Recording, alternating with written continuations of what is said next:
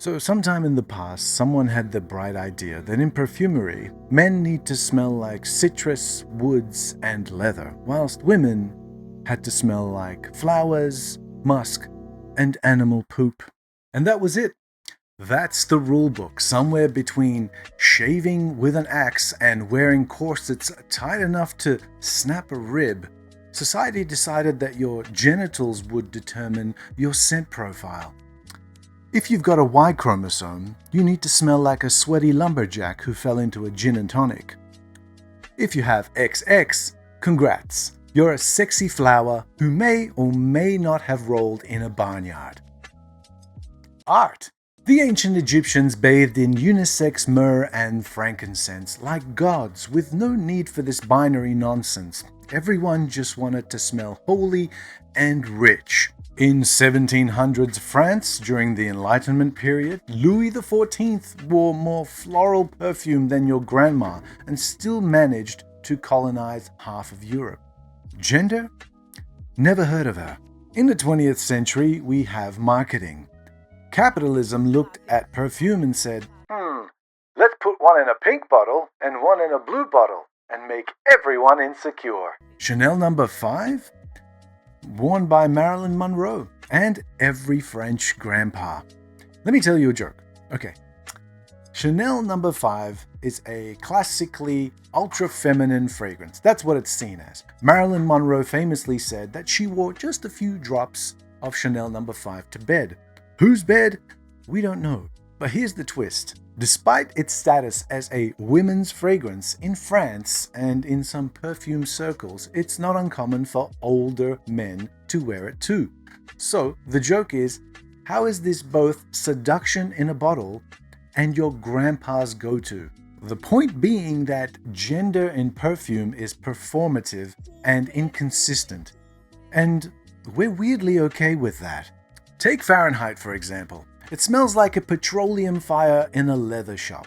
It's a classic, masculine scent, often described as smoky, leathery, a bit petrol-like. It's bold, it's rugged, and it smells a bit like someone applied motor oil on a belt. It's actually the worst of both worlds in that you get to sniff petrol and you still won't get high. This is the ideal scent for men? Is it? Something that smells flammable? Again, whether it is or it isn't, no one questioned this. We accepted this. And here's the punchline. Despite how ridiculous or illogical these scent associations can be, we as a society just accepted the gender lines drawn around them. Like perfume came with chromosomes. Now, there are, of course, exceptions to the established norm, but that's exactly what they are. Exceptions. And all of this sets up the rest of this video's premise nicely, which is the absurdity of gendered fragrance, how these associations were manufactured and why they're now kind of meaningless. Except when they're not. Stick with me. Let's be honest, nobody's checking your pulse points at the club going, wait, is that Rose Absolute? On a man? This smells like angels dipped in creme brulee. Why wouldn't I wear it? This smells like someone sanded a whiskey barrel and cried. Now, if a fragrance makes you feel like a sexy villainess or a Venetian courtesan with secrets, congratulations, it's working. Meanwhile, the manly stuff just makes you smell like you've been doing squats in a lumberyard, which is also oddly appealing. So I started wearing what smelled good to me, and not what was assigned to me based on my nozzle configuration. A personal anecdote, my wife steals my most manliest scents and calls them sexy, and I steal her indolic florals and call them powerful. It's a love story. Fragrance isn't gendered. Your nose doesn't vote.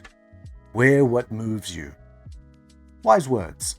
But what if they were right all along? What if everything we began with in terms of preconceived notions of what a man and a woman should smell like, what What if they were right all along? And if you think about that, you realize something disturbing.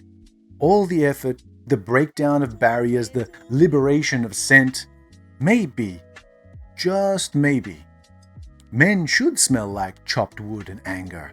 And maybe women do really smell better in jasmine, musk, and a whisper of civet anus. Fragrance has no gender. Fragrance has no gender. Wait, florals do slap harder on women.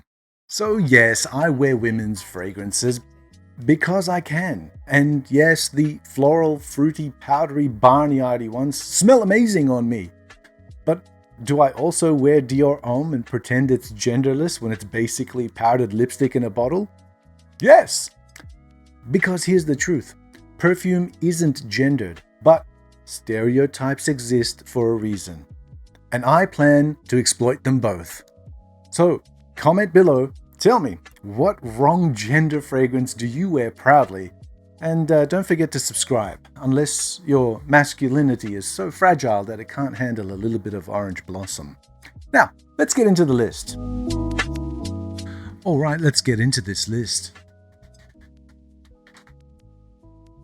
Let's get into this list.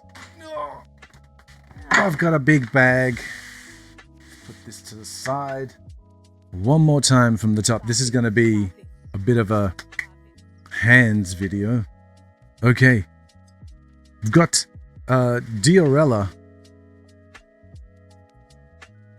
We got Diorella by Dior. This probably isn't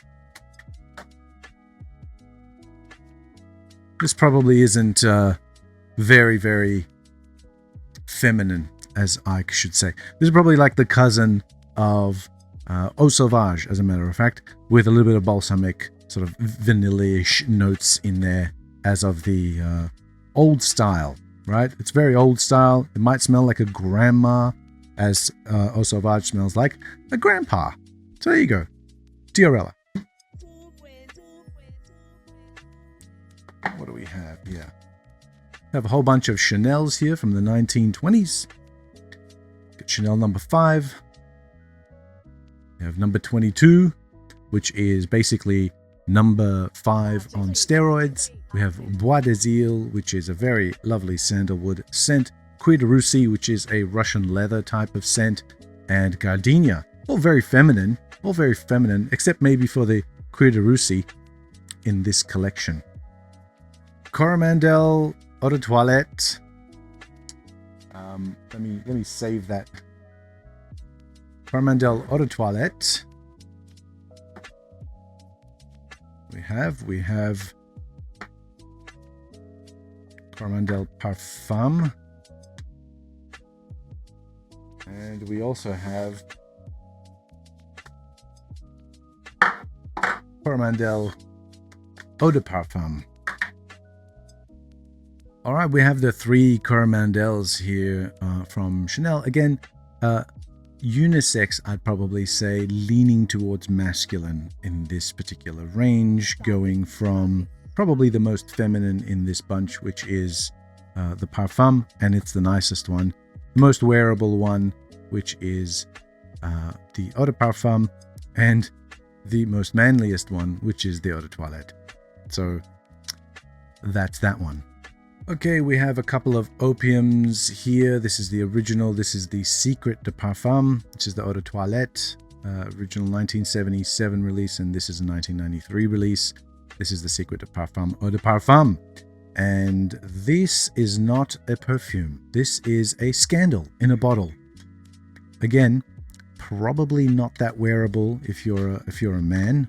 I have said this before, that you may be able to wear this as a man, but it's questionable. It does smell like a scandal waiting to happen. Okay, let's move on. This is Samsara by Guerlain, and it is, well, spiritual enlightenment in a bottle because of that sandalwood. Because of that Mysore sandalwood. And it's a very feminine take on Mysore sandalwood. Spiritual enlightenment in a bottle. And maybe a tax-free spiritual retreat. Nina Ricci's L'air du Temps, the quintessential womanish sort of scent, very nice and very, very historic smelling. I don't know whether or not a man should ever come near this. It's just way too feminine for me. Or maybe it's the associations I have with it, because it was the preferred choice of a lot of the ladies and the women when I was growing up, around the time I was growing up. Same thing with this one right here, which is a Madame Rochas by Rochas. Again, very, very womanish kind of scent, an old womanish kind of scent. Okay, moving on to probably my favorite of the Chanels. This is the Coco. This is Coco. Well, this is Coco Parfum. There's a few of these. I need to find them. There's a few of these. What's the batch? I've written a batch code on this one. This is yes, 1989, and it smells divine. However, the best version of Coco is the Eau de Parfum. Do not get the Eau de Toilette. Do not get the Parfum even. It's the Eau de Parfum which you need, which I also need because it's empty. And to me, this may have smelled like your rich aunt who probably had someone killed and got away with it. Probably one of the more easier to wear women's fragrances is this one here from Tom Ford. This is Black Orchid, the original. This is the Eau de Parfum. And I find this very easy to wear as a dude. It actually does pull compliments, funnily enough. And yeah, you either love this or hate this. I don't. Yeah, there's no fence sitters with Black Orchid, I feel. Ooh, and something that smells very similar to it, to my nose anyway, is this one right here. This is Christos Woman by Christopher Coronis, only released very, very, very, very short period of time in 1998. This bottle is from February 1998, and yeah, it smells like the color of the bottle itself, which is kind of deep sort of purple, like so. And yes, from my spirit comes passion, from my passion I create. 'Tis in this bottle that I give you the transformation that our lives take. Christos, 1998. Right there. A little bit of a time capsule for anybody who is living in Melbourne at the time of this release. I will do a more of a deep dive into this particular fragrance and what it actually meant for the late 90s and Melbourne especially. We also have this. I was planning on selling this. This is the original Gucci Envy. I don't need to say if it's for women because it's the original Envy. The original Envy was for women. It's kind of green. It's got soft florals and suntan lotion kind of vibe. It's the quintessential 90s girl scent, right?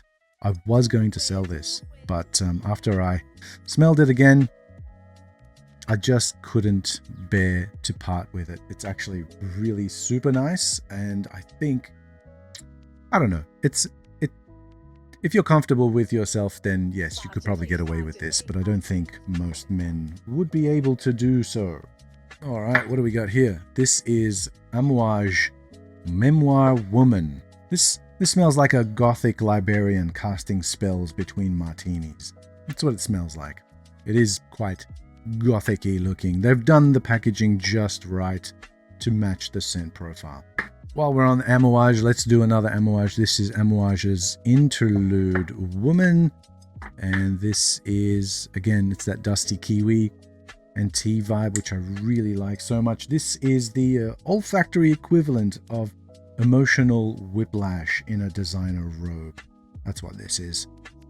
This is Yves Saint Laurent's Cinema. This is the Eau de Parfum, and we also have an Eau de Toilette. Now, the Eau de Toilette is way more feminine than the Eau de Parfum because it's more floral forward than vanilla forward. And I believe lights, camera, action. Lights, camera, overly powdered cleavage. That's pretty much the imagery I get from smelling cinema. Again, some people might say that this is very femme. I reckon it is, but I reckon the depth and the burnt sort of sweetness in here will allow a man to get away with it. And I'm showing you the back of the bottle, and that's the front of the bottle, like this. It's actually quite nice. I do wear this often. Okay, here's a mouthful from Loewe. This is Un Paseo por Madrid, and this is called Mayrit, and this is a very, very heady, very, very strong, very powerful, very, very, very womanish kind of scent. Womanish, I say, because it smells like wandering through a museum while judging tourists. That's what this smells like. It's one of those kinds of women, you know? The judgy kind. Next up, we have a celebrity scent. This is Sarah Jessica Parker, or SJP's Stash. It amazingly comes with some thoughtful presentation, which is here, harking back to speakeasies and things like that, and stashing a bottle of alcohol that you made in the bathtub. And this is very actually quite masculine smelling, and caught a bit of hype because it was pretty masculine smelling, and it was very cheap and surprisingly hot for a celebrity scent. Kind of like Carrie Bradshaw with a flask, basically. A hip flask, trying to get into a club, save some money because Mr. Big doesn't want to pay the bills no more. What have we got next? We've got a classic from the 70s. This is Jean Couturier's Coriander. Now, I always pick this up on a very hot summer's day. It's very lovely, and I think I'm in love with the frosted bottle more than anything else. It smells like someone's sexy French grandmother who still smokes indoors. That's what I think about this one. Jean Couturier Coriander. Next, we have a couple of flowers in the guise of gardenia eau de toilette here. This is a 1990s eau de toilette, and one from the 1980s, as a matter of fact. Let's have a look at this one. Much more deeper in color, if you can see that. And this, apart from being probably my second favorite Chanel of all time, is elegant, innocent, until it strangles you with vintage white florals. And that's what this does. Needs to be oversprayed. Definitely.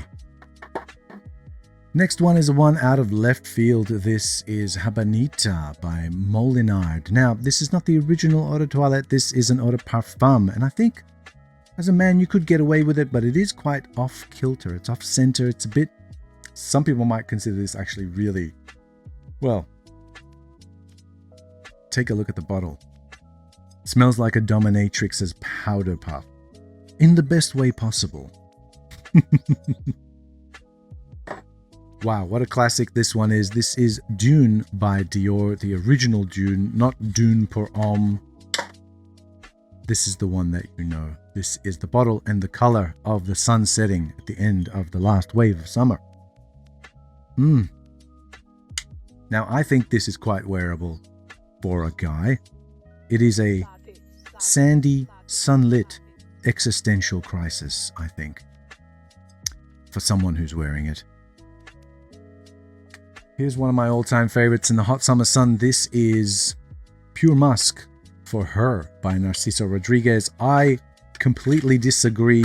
I think that this beautifully frosted and colored white inside bottle is just so gorgeously unisex that in the summertime you could definitely get away with it. I would wear this and go sunbake at the beach so that I could smell myself cooking underneath the sun with this on. It's so clean, it's suspicious. It's like it's hiding something under all that musk. Probably some funk. But there's no funk in here, it's too clean. And this table is getting a bit crowded. What we got next is Versus Donna by Versace. This is the Oh man. This is red. This is very red. This is very Italian and very red. And if you think, just think about 1990s supermodel energy with just a dash of questionable life choices. This is what that is. Just a time capsule in a bottle. That's this one right here. Next up, we have an absolute classic. It is Guerlain's Mitsuko. Now, this is the Eau de Cologne, which I think is the more wearable, more masculine of the concentrations that you can get. You can get this in Parfum. You can get this in Eau de Parfum as well, and Eau de Toilette. But this is the Eau de Cologne. It's a bit more fruity as well, and it's lighter on those sort of cheaper facets that give it the femininity. Basically, this is like a peach rotting in a velvet-lined powder box, and somehow it's genius. That's what it is. Ooh, another classic from my yesteryears. I absolutely love this one. This is Dior's Dolce Vita. Goddamn, so good. They don't make them like this. They certainly do not. It's a phenomenally good scent with a dimpled golf ball thing going on. It's a flirty convertible ride through Cannes with no seatbelt and questionable morals. That's what this is. The high life, the Dolce Vita, the sweet life. That's what it is. Another dangerous one is Guerlain's Jicky, which I only have a little bit left of this Parfum from the 1970s. God damn. It is inviting and appealing, but at the same time, repulsive. It smells like a Victorian time traveler who vapes. That's what this smells like to me. Going into 1970 with another classic. This is Rive Gauche by Yves Saint Laurent. Cool, metallic, and emotionally unavailable. Like your ex from Paris. That's what it is. Yes, it is. It's very Paris. Very Paris. Another Dior.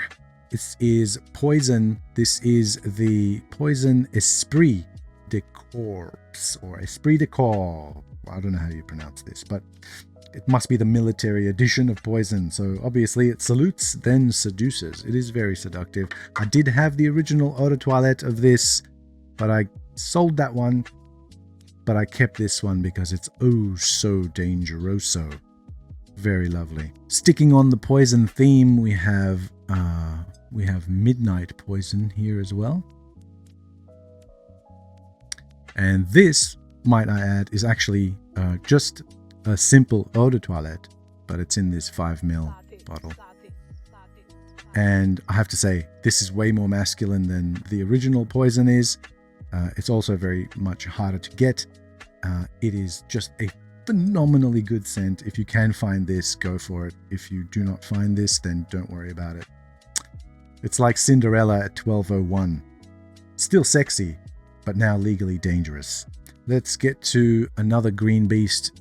It is Chanel's number 19. Now, I've always said I like the Eau de Toilette of this best, but until I got this vintage Parfum and started to wear it, I changed my mind. This is the best incarnation of number 19. God damn. It starts off so green, but then it just becomes so freaking phenomenal. This does a full 180 transformation after you put it on skin. It's green, icy, and highbrow. It's like being judged by a ballerina with a PhD. That's what I equate it to. Now we've got another one. This is Tom Ford's Noir Pour Femme. This one is easily the best one of the Noir line. Way better than the men's ones, and actually a bit more. That's actually quite masculine, as a matter of fact. That's an easy wear. That's an easy wear for a guy.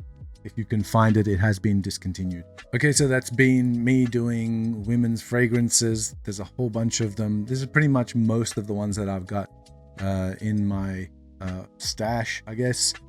I do wear a lot of them quite often, and I do like wearing quite a lot of them quite often. yeah, I just don't find like I need to be limited by any of the stuff that I smell. If it smells good to me, then I'll wear it. Sometimes I feel like, okay, I wouldn't wear this outdoors. I wouldn't wear this in public, but I will wear this in private because I do enjoy it.